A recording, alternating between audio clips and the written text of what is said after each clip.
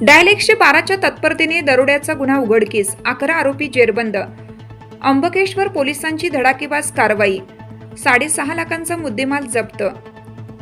नाशिक ग्रामीण पोलिसांच्या डायल 112 आपत्कालीन प्रतिसाद प्रणालीच्या तत्परतेमुळे दरोड्याच्या गंभीर गुन्ह्याचा अवघ्या काही तासात छडा लावत अंबकेश्वर पोलिसांनी 11 आरोपींना अटक केली.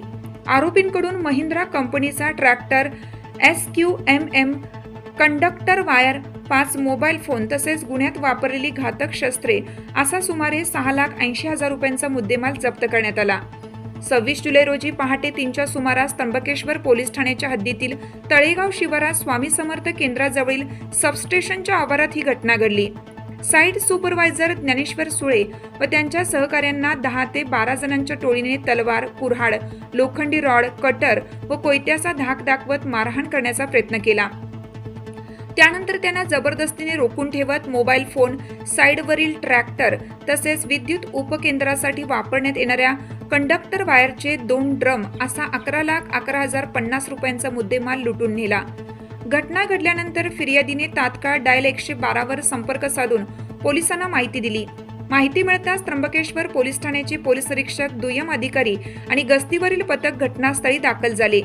आरोपींचा पाठलाग करून सापळा रचत 11 जणांना ताब्यात घेण्यात आलं.